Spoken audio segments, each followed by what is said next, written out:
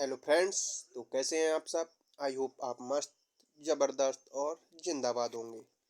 तो दोस्तों, आज है हमारी एनसीईआरटी हिस्ट्री सीरीज का चैप्टर नंबर 4।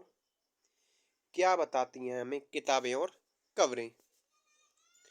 इस पार्ट की शुरुआत होती है पुस्तकालय से, और जहाँ पर कौन है, मैरी नाम की एक लड़की। जैसे ही घंटी बजी, शिक्षक ने छात्रों को अपने साथ आने को कहा, और आज वे पहली बार पुस्तकालय जा रहे थे। तो मैरी ने देखा कि पुस्तकालय उसकी कक्षा से काफी बड़ा, और वहां किताबों से भरे कई रैक थे, और कोने में एक अलमारी थी जो मोटी मोटी किताबों से भरी हुई थी। मैरी को एक अलमारी खोलने की कोशिश करते देख शिक्षक ने कहा कि उस अलमारी में अलग अलग धर्मों से जुड़ी महत्वपूर्ण किताबें हैं। क्या तुम्हें मालूम है कि हमारे पास वेदों का भी एक संग्रह है। अब मैरी सोचने लगती है कि वेद होता क्या है। तो आज हम वेदों से जुड़ी सभी स्रोतों को रिवाइज करेंगे, और यहाँ से एनसीईआरटी से और एनसीईआरटी के सभी पार्टों से सी टेट में क्वेश्चन हूबहू वैसे ही पूछ लिए जाते हैं। तो शुरुआत करते हैं हम इस चैप्टर की। दुनिया के प्राचीनतम साहित्यिक स्रोतों में। शायद तुमने वेदों के बारे में सुना होगा। वेद कितने प्रकार के होते हैं, तो वेद 4 प्रकार के होते हैं, जिनमें ऋग्वेद, सामवेद, यजुर्वेद और अथर्ववेद। इनमें सबसे पुराना वेद है ऋग्वेद, जिसकी रचना लगभग 3500 साल पहले हुई थी। और ऋग्वेद में 1000 से ज्यादा प्रार्थनाएं हैं, जिन्हें सूक्त कहा गया है।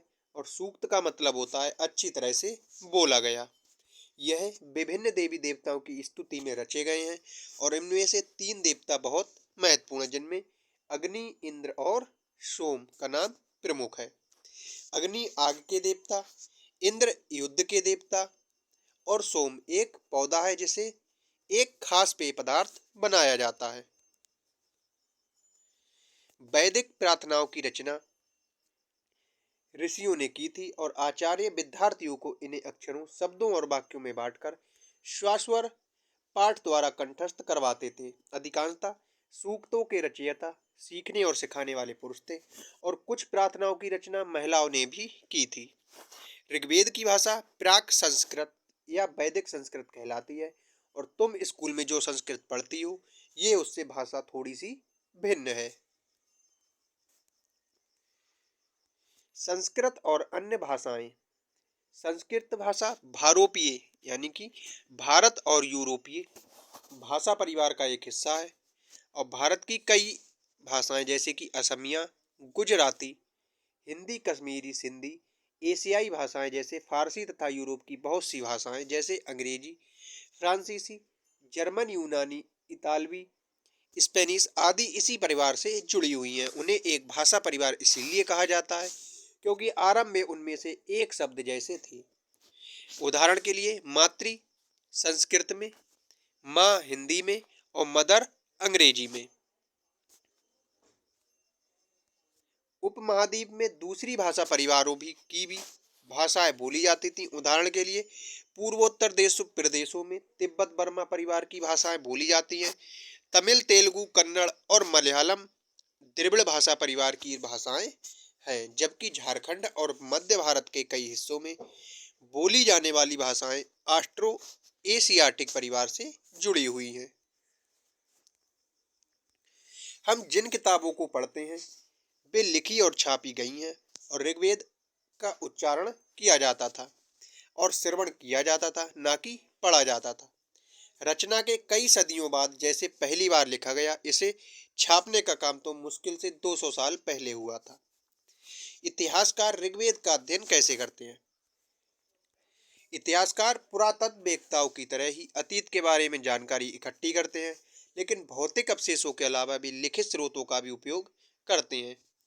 ऋग्वेद का अध्ययन कैसे करते हैं, तो ऋग्वेद के कुछ सूक्त वार्तालाप के रूप में हैं, और विश्वामित्र नामक ऋषि और देवियों के रूप में पूजित 2 नदियां, जिनमें ब्यास और सतलुज के बीच ये संवाद एक ऐसे ही सूक्त का अंश है।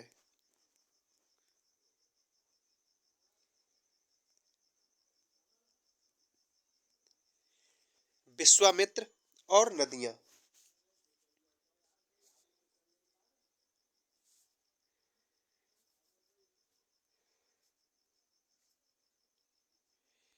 ऋग्वेद की प्रार्थनाओं में अन्य दूसरी नदियां, खासकर सरस्वती, सिंधु और उसकी सहायक नदियों का भी जिक्र किया गया है।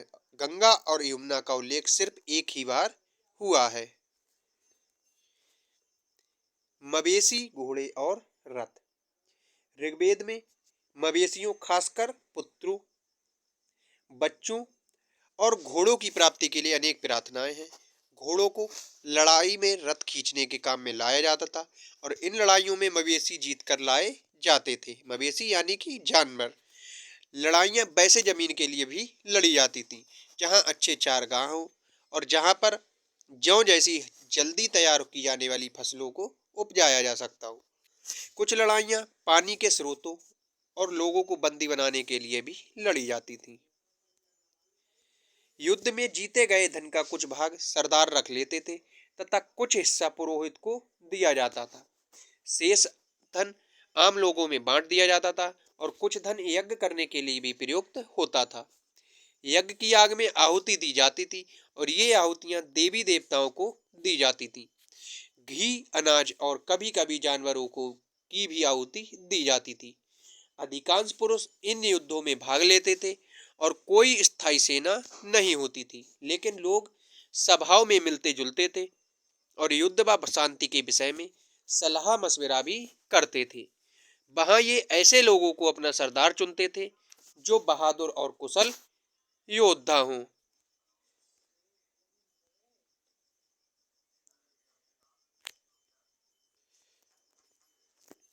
अब बात करते हैं लोगों की विशेषता बताने वाले शब्द के बारे में। लोगों का वर्गीकरण काम, भाषा, परिवार या समुदाय, निवास स्थान या सांस्कृतिक परंपरा के आधार पर किया जाता है। ऋग्वेद में लोगों की विशेषता बताने वाले कुछ शब्दों को देखो।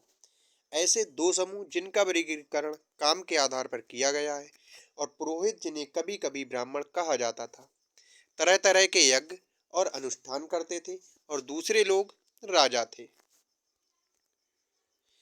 वे ये राजा वैसे नहीं थे जिनके बारे में तुम शायद बाद में पढ़ोगे। ये ना तो बड़ी राजधानियों और महलों में रहते थे और ना इनके पास बड़ी सेना थी, ना ही एक ये कर वसूलते थे।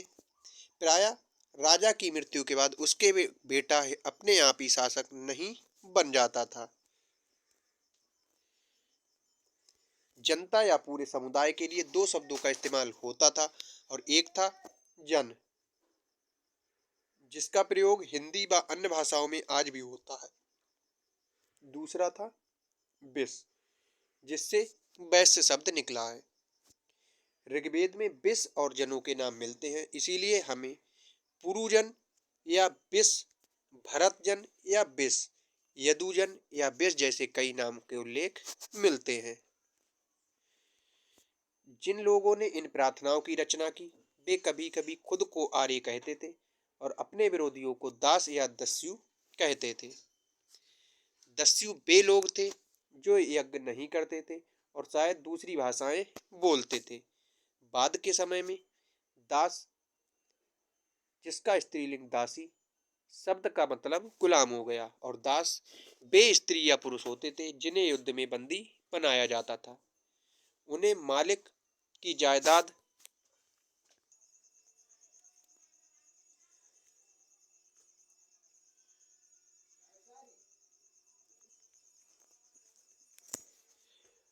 दास वे स्त्री पुरुष होते हैं जिन्हें युद्ध में बंदी बनाया जाता था। अब जब वो दास है तो उनको मालिक की जायदाद माना जाता है और जो भी मालिक की जायदाद होते हैं तो उनको मालिक का काम करना पड़ता है और जो मालिक कहता है वो सब उनको करना पड़ता है। जिस युग में उपमहाद्वीप के उत्तर पश्चिम में ऋग्वेद की रचना हो रही थी, उसी समय दूसरी जगहों पर एक अलग तरह का विकास हो रहा था। खामोश प्रहरी कहानी महापाषाणों की। ये शिलाखंड महापाषाण, महा यानी कि बड़ा और पाषाण यानी कि पत्थर नाम से जाने जाते थे और ये पत्थर दफन करने की जगह पर लोगों को के द्वारा बड़े करीने से लगाए गए थे। महापाषाण कब्रें बनाने की प्रथा लगभग 3000 साल पहले शुरू हुई थी और ये प्रथा दक्कन, दक्षिण भारत, उत्तर पूर्वी भारत और कश्मीर में प्रचलित थी। कुछ महत्वपूर्ण महापाषाण पुरास्थल मानचित्र 2 में दिखाए गए हैं। कुछ महापाषाण जमीन के ऊपर ही दिख जाते थे और कुछ महापाषाण जमीन के भीतर भी होते थे। कई बार पुरातत्वविदों को गोलाकार सजाए हुए पत्थर मिलते हैं और कई बार अकेला खड़ा हुआ पत्थर मिलता है। यही एकमात्र प्रमाण है जो जमीन के नीचे कब्रों को दर्शाते हैं। महापाषाणों के निर्माण के लिए लोगों को कई तरह के काम करने पड़ते थे और हमने जो कार्यों की सूची बनाई है उन्हें क्रमबद्ध करो, जैसे गड्ढे खोदना, शिलाखंडों को ढेर कर ढोकर लाना, बड़े पत्थरों को तराशना और मरे हुए को दफनाना। इन सब कब्रों में कुछ समानताएं हैं। मृतकों को खास किस्म के मिट्टी के बर्तन बनाने के साथ दफनाया जाता था, जिन्हें काले लाल मिट्टी के बर्तनों के नाम से जाना जाता है और इनके साथ ही मिले हैं लोहे के औजार, हथियार और घोड़े के कंकाल और सामान तथा पत्थर और सोने के गहने।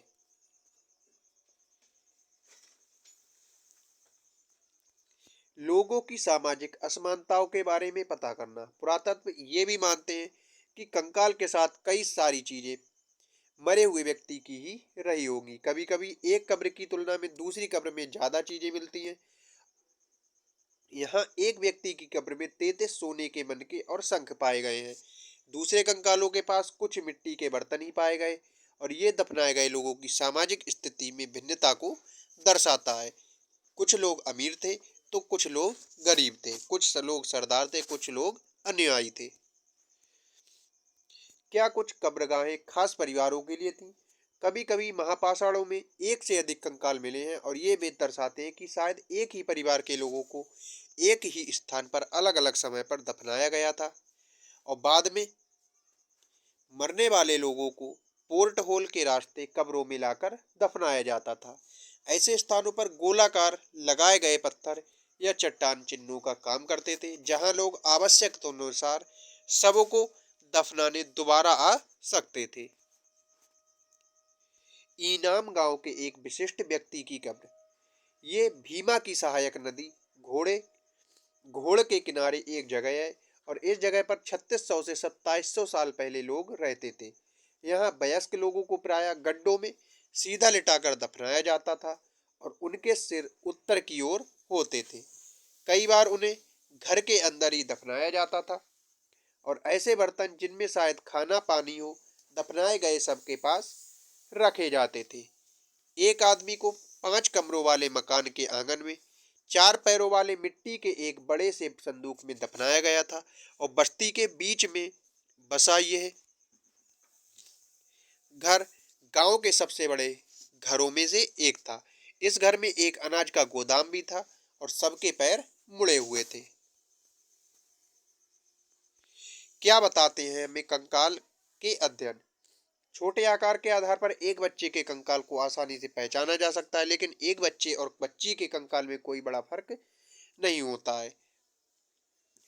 कभी कभी लोग कंकाल के साथ मिले सामानों के आधार पर इसका अंदाजा लगाते हैं। उदाहरण के लिए, यदि कंकाल के साथ गहने मिलते हैं तो कई बार उसे महिला का कंकाल माना जाता है, लेकिन ऐसी समझ के साथ समस्याएं अक्सर पुरुष भी आभूषण पहनते थे।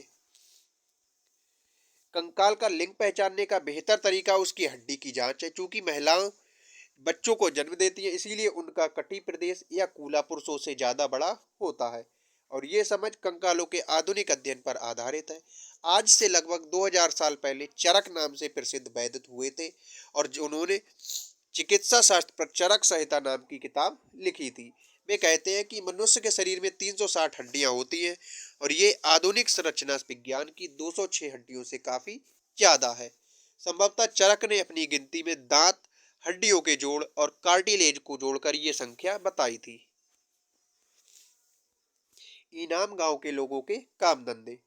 इनाम गांव में पुरातत्वविदों को गेहूं, जौ, चावल, दाल, बाजरा, मटर और तिल के बीज मिले हैं और कई जानवरों की हड्डियां भी मिली हैं। कई हड्डियों को पर काटने के निशान से ये अंदाजा होता है कि लोग इन्हें खाते होंगे। गाय, बैल, भैंस, बकरी, भेड़, कुत्ता, घोड़ा, गधा, सुअर, सांभर, चितकबरा, हिरण, कृष्णमृग, खरा, नेवला, चिड़िया, घड़ियाल, कछुआ, केकड़ा और मछलियों की हड्डियां भी पाई गई हैं। ऐसे साक्ष्य मिले हैं कि बेर, आंवला, जामुन, खजूर और कई तरह की रस भरियां एकत्र की जाती थी।